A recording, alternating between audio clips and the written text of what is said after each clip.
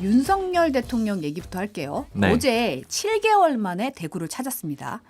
이번에는 서문시장 말고 칠성시장을, 이게 두 번째로 큰 시장이라고 하던데요. 맞아요. 네. 칠성시장 찾아서 상인들 만나서 아, 여기 오니 힘이 난다 이런 말을 했어요. 그리고 박근혜 전 대통령의 사저를 방문해서 이제 서울에서 만난 지 한 12일 만이죠? 네. 맞습니다. 실제 만났죠. 12일 만에 사저 찾아가서 만났고, 그러니까 12일 전에는 박정희 전 대통령 추도식에서 만났었잖아요. 네. 근데 사실 그때도 저희가 소식 전해드린 것 같은데, 그때도 굉장히 돈독한 모습 많이 연출이 됐었잖아요. 맞아요. 같이 걸어가는 모습, 뭐 따로 얘기하는 모습 이런 것들이 많이 강조가 됐고, 특히 대통령실의 설명도 두 사람이 굉장히 돈독하다 이런 점을 강조를 했거든요. 이번에도 마찬가지였습니다. 12일 만에 방문, 그러니까 빈번하게 만난다라는 점도 있고, 그리고 이제 대통령실에서 브리핑한 내용을 보면은 이런 표현들이 있어요. 박근혜 전 대통령이 그러니까 당시에 추도식 때 두 전현직 대통령 만났을 때 사진 찍은 거 있는데 그거를 이제 거실에 뒀다라는 거예요. 그러니까 그런 것들도 브리핑에서 설명을 하고 있고요. 네. 그리고 또 윤석열 대통령의 한 얘기도 좀 주목이 되는데 박정희 대통령한테 국정 운영에 대해서 배울 게 많고 또 반영도 하고 있다. 그러니까 박정희 전 대통령과의 그런 그 국정 운영에 대해서도 굉장히 칭찬을 하는 그런 모습도 보였고요. 그리고 또 윤 대통령이 사저 나설 때 박근혜 전 대통령이 배웅하려고 했는데 또 윤석열 대통령이 이렇게 만류하고 뭐 이런 모습들까지 다 대통령실 브리핑으로 전달을 했거든요. 그러니까 이런 점들은 아무래도 계속해서 박근혜 전 대통령과의 관계가 좋다라는 점을 좀 강조하는 걸로 보이고요. 특히 이거는 아무래도 이제 그 보수 진영을 좀 가져오겠다. 소위 말하는 이제 집토끼 표심을 가져오겠다 이런 전략으로 보입니다. 근데 사실 이제 대통령실에서는 정치적 행보가 아니라고 선은 그으면서도 굉장히 자세하게 설명을 했어요. 네. 근데 어쨌든 지금도 방금 얘기하셨듯이 총선 5개월 앞두고 윤 대통령이 사저까지 찾아갔다. 이런 거에 대해서 이 행보가 어떻게 해석이 될 거냐. 뭐 어쨌든 TK표를 좀 지켜야 된다. 내지 오히려 아 이거 좀 TK표에 대한 걱정이 있는 건 아니냐. 좀 급했다라는 건 아니냐. 이런 얘기도 나오거든요. 맞습니다. 사실은 이제 총선 5개월 전 여기에 방점을 둘 수도 있고 반대로 강서구청장 보궐선거 참패 이후에 방문을 했다. 여기에도 방점을 둘 수가 있는 거예요. 그러니까 사실 지금 지지율이 많이 빠졌는데 또 최근엔 다시 올라가고 있거든요. 네. 보궐선거 참패 이후에요.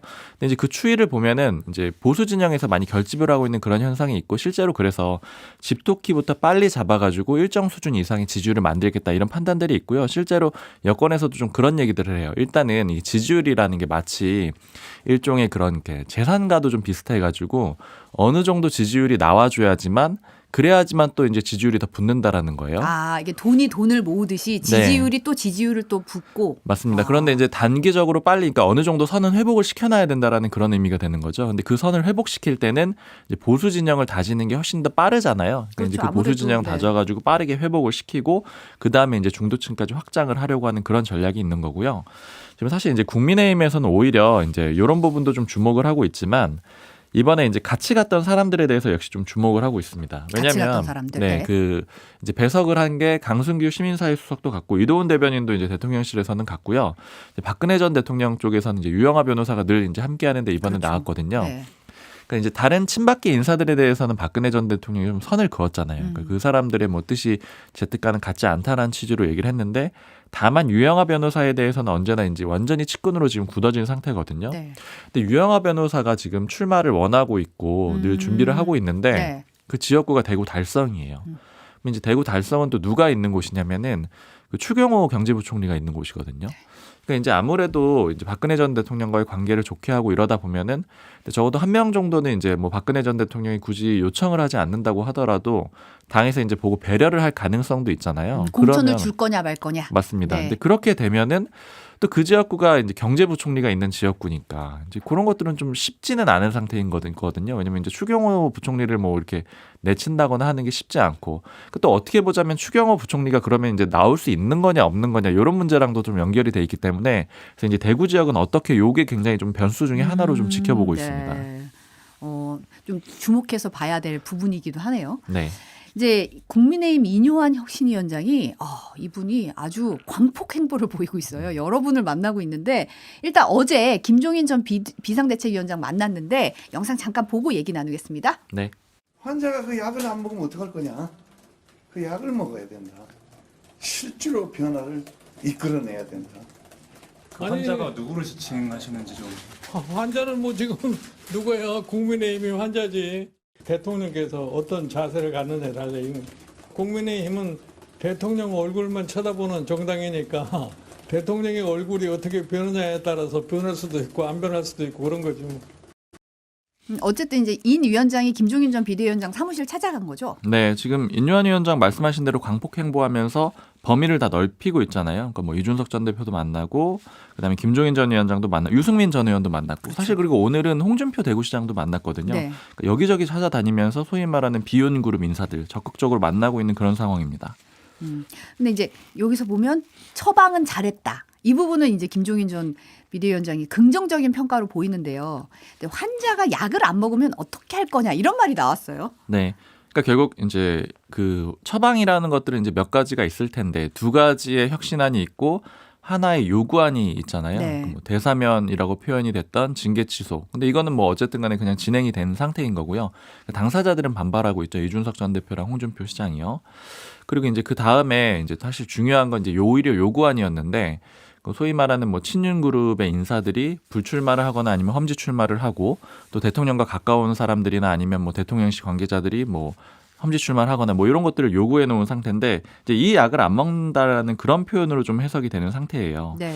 그런데 이제 다만 이제 처방을 잘했다라는 것도 이 김종인 전 위원장의 표현들을 전체적으로 보면은 완전히 또 그렇게 보지만은 않는 것 같은 그런 표현들도 있습니다. 왜냐하면 이제 방금 들으신 내용도 있는데 이 당은 결국에는 대통령이 어떻게 하느냐, 대통령이 어떻게 변하느냐에 달려있다라고 계속 얘기를 하거든요. 근데 인요한 혁신위의 그런 혁신 안에는 대통령에 대한 내용들은 담겨 있진 않아요. 그렇죠. 그래서 이제 그걸 좀 우회적으로 좀 지칭을 한 걸로 보이고 사실 그리고 환자가 누구냐, 그러니까 여기에 대해서도 국민의힘이 환자다 이렇게 김종인 전 위원장이 말을 했는데 콕 집었죠. 네, 그런데 이것도 사실은 이제 대통령을 지칭하지 못한 게 아니냐, 그러니까 이제 이런 식의 국민의힘의 해석도 좀 있는 상태입니다. 근데 이제 어쨌든 김종인 전 비대위원장 같은 경우는 결국 대통령이 달라져야 된다. 이런 네. 주문을 한 거잖아요. 맞습니다. 그거에 오히려 메시지에 초점이 있고요. 그래서 결국에는 이제 혁신위가 어느 정도까지 그 대통령에 대해서 메시지를 내느냐에 따라서 김종인 전 위원장이 그쪽에 좀 손을 들어주느냐 마느냐 이런 거에 좀 영향을 줄 수도 있을 것 같고요.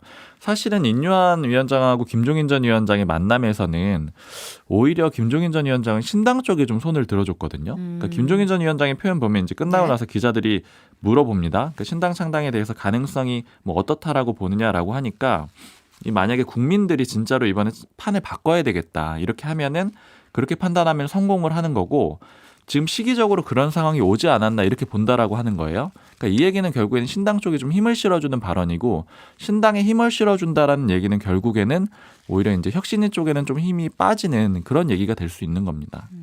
근데 어쨌든 이제 김종인 전 위원장 같은 경우는 취재진한테는 이준석 전 대표에게 일치 안 했다 뭐 이런 식으로 얘기를 했는데 네. 동아일보 보도 보니까 인요한 위원장이 먼저 얘기를 꺼냈다 뭐 이런 얘기가 나오더라고요. 맞습니다. 그리고 인유한 위원장이 뭐 여러 가지 얘기들을 지금 다 공개적으로 좀 하고 있거든요. 만나고 나서 다 얘기를 하고 있는데 뭐 이준석 전 대표가 맺힌 게 많다 뭐 이런 얘기도 하고 사실 그리고 오늘 홍준표 대구시장 만나서도 비슷한 얘기를 계속 하더라고요. 그러니까 결국에는 인유한 위원장의 지금 현재 상태로서는 최대 목표는 이준석 전 대표다 이런 얘기들이 국민의힘에서 좀 많이 있어요. 최대 목표. 네, 왜냐면은 지금 좀 이렇게 분석을 종합적으로 해보면은 신당을 만들게 되면 결국엔 이제 타격을 입을 수밖에 없는 거잖아요. 그러니까 보수 진영의 일부가 떨어져 나가는 것이니까요. 그리고 전직 대표이기도 하고요. 네.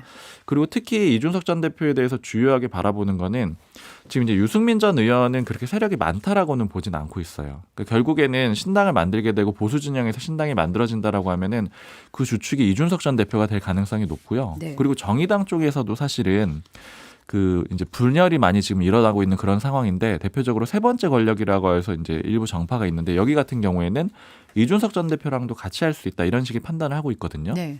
그리고 뭐 예를 들어서 금태섭 신당, 그다음에 양양자 신당 모두 가능하거든요. 그러니까 그 구축점이 될 수 있는 게 이준석 전 대표예요. 그러니까 이준석 전 대표가 나가서 어떤 신당을 창당하게 되면 거기로 많이 뭉칠 수 있는 그런 기준점이 된다라는 거죠.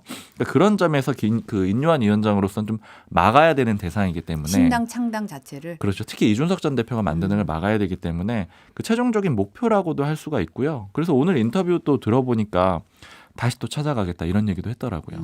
오늘 아까도 잠깐 언급했지만 대구 가서 홍준표 대구시장 만났잖아요. 네. 어떤 얘기 나왔나요? 저는 이제 쭉 그 음성으로 일부러 다 들어봤는데 오면서 네.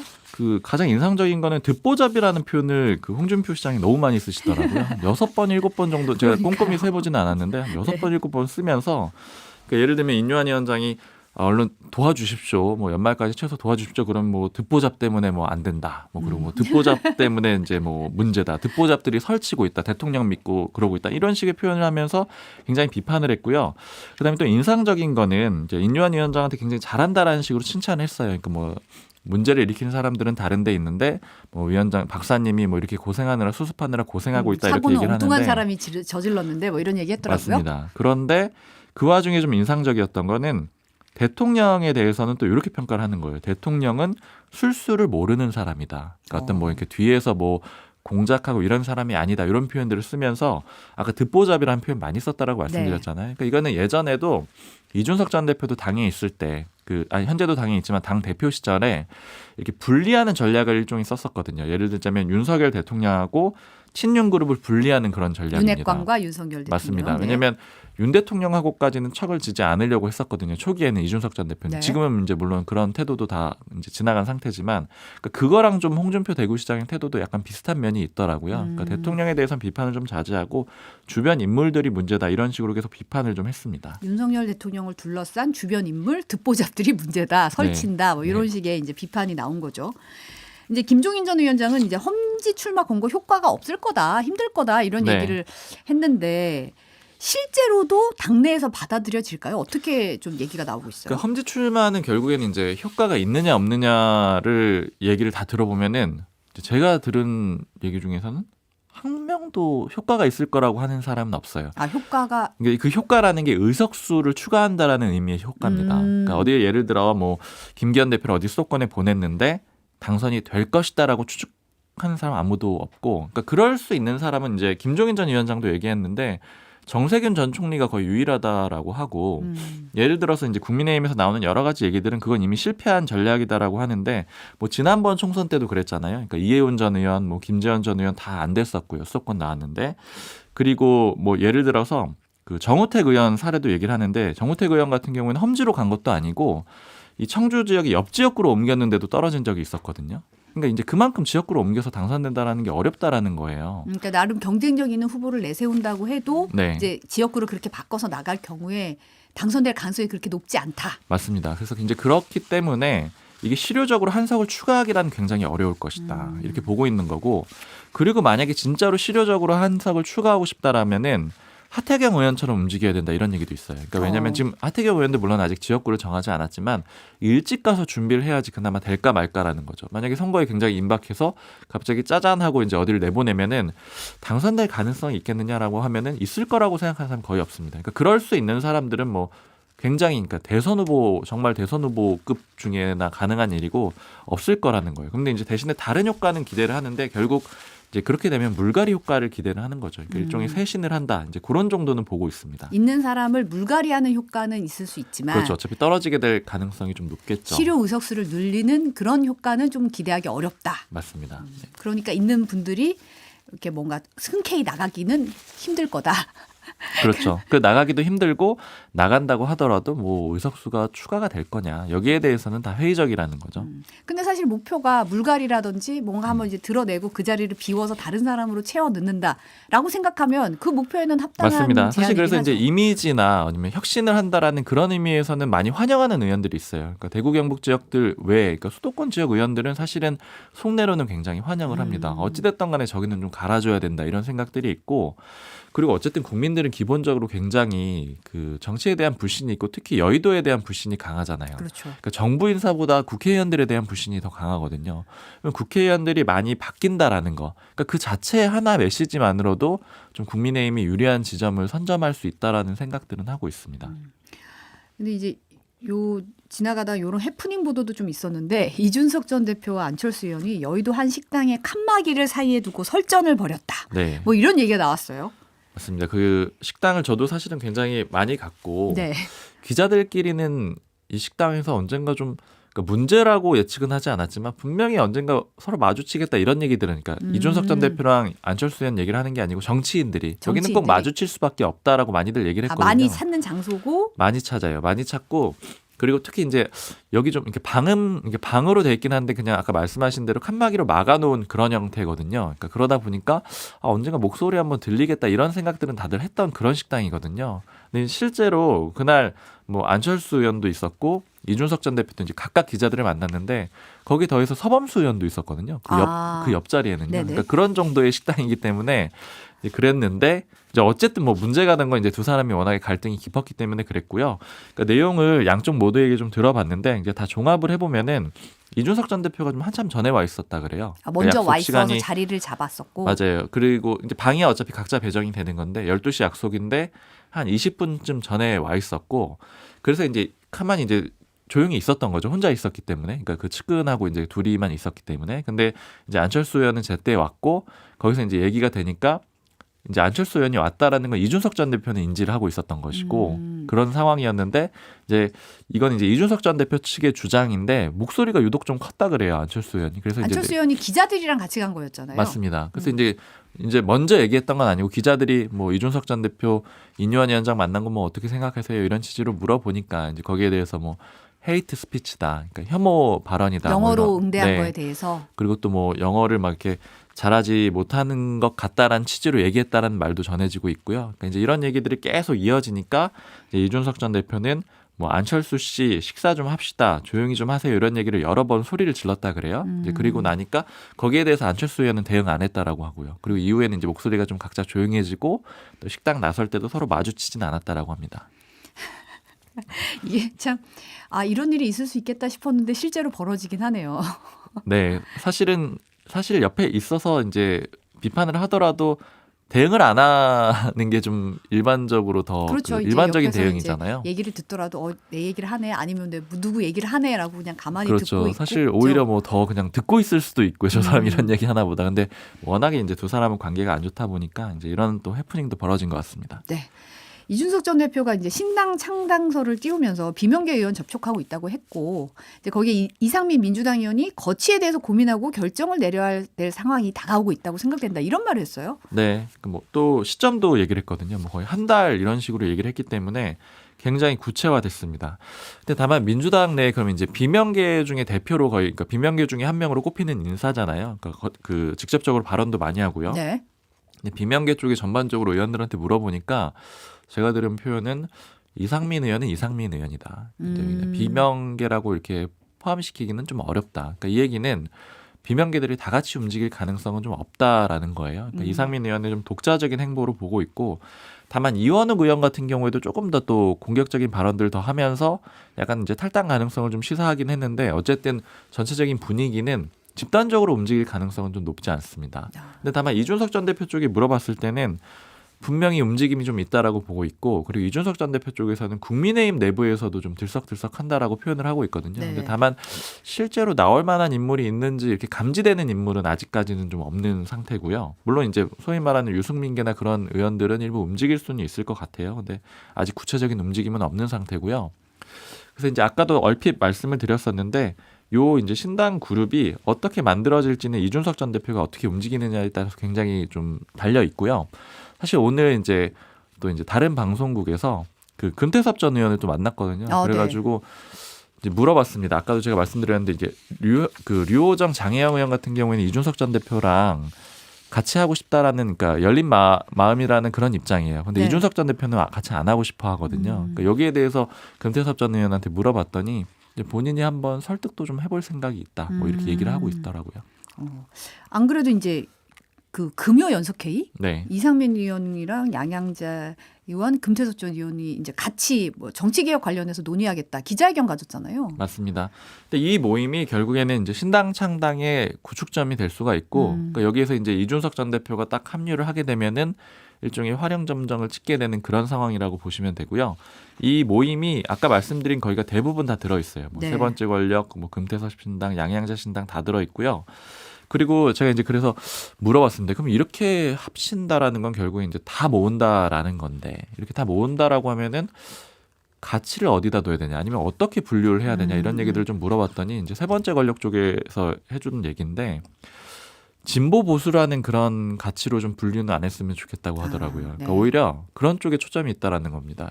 그 정치의 정상화 정상화. 정치의 복원. 그러니까 지금 민주당 같은 경우에는 이상민 의원 같은 경우에는 당내에 그 당내 민주주의가 완전히 훼손됐다라고 그렇게 보는 거잖아요. 네. 그 이준석 전 대표도 사실은 좀 비슷한 면이 있어요. 그러니까 국민의힘과 뭐 당과 대통령과의 관계, 그리고 당내에서의 어떤 그런 친윤 그룹과의 관계, 이런 것들이 다 훼손됐다라고 생각을 하는 거거든요.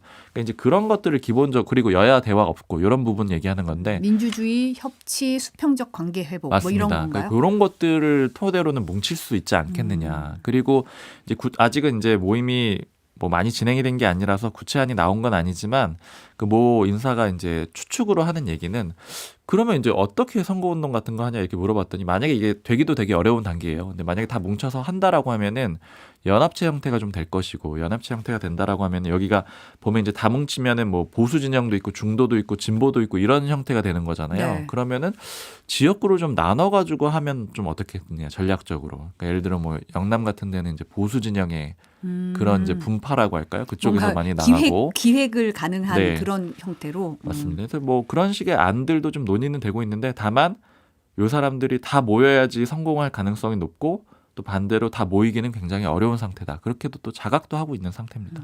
좀 어떻게 될지 지켜봐야 될 포인트가 있네요. 네. 네, 오늘 온유화는 여기까지 하겠습니다. 경향신문 박순봉 기자였습니다. 감사합니다. 감사합니다.